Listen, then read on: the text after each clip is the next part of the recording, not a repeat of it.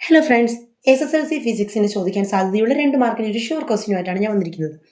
ഇവിടെ 3 വേവുകളാണ് തന്നിരിക്കുന്നത്, 3 സൗണ്ട് വേവുകളാണ് തന്നിരിക്കുന്നത്. A, which wave has the highest frequency? Frequency എന്ന് പറഞ്ഞാൽ ഇങ്ങനെ ഗ്രാഫ് തരുമ്പോൾ നമ്മൾ ഓർക്കേണ്ടത് ഒരു സൈക്കിളാണ് ഫ്രീക്വൻസി അല്ലെങ്കിൽ ഒരു ഓസിലേഷൻ എന്ന് പറയുന്നത്. ഒരു ക്രസ്റ്റ്, ഒരു ട്രഫ്, ഇത് ക്രസ്റ്റ്, ഇത് ട്രഫ്, ഒരു ക്രസ്റ്റും ഒരു ട്രഫും ചേർക്കുമ്പോൾ ഒരു സൈക്കിൾ ആകുന്നു. ഒരു സൈക്കിൾ കംപ്ലീറ്റ് ആകുമ്പോഴാണ് ഒരു ഓസിലേഷൻ ആകുന്നത്. അപ്പോൾ ഒരു സെക്കൻഡിൽ മാക്സിമം സൈക്കിൾ കംപ്ലീറ്റ് ചെയ്ത് ഏതാണോ അതായിരിക്കും ഏറ്റവും ഫ്രീക്വൻസി ഉള്ള വേവ്. ഇവിടെ നോക്കൂ, ഫസ്റ്റ് വേവില് ഒരു സെക്കൻഡിലെ ഹാഫ് സൈക്കിളാണ്.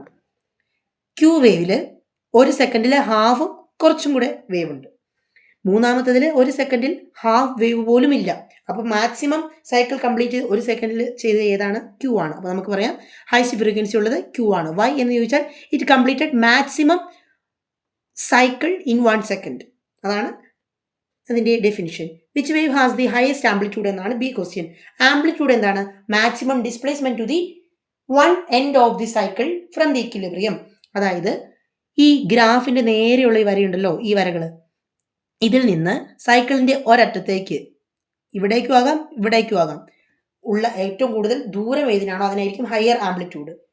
ഇവിടുന്ന് ഇങ്ങോട്ടേക്കുള്ള ഈ ദൂരം, ഇതാണ് ആംപ്ലിറ്റ്യൂഡ് എന്ന് പറയുന്നത്. ഇതാണ് amplitude.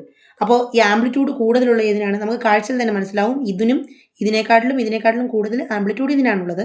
So the answer is R. Because എന്ന് ചോദിച്ചാൽ maximum displacement to the 1 end is more.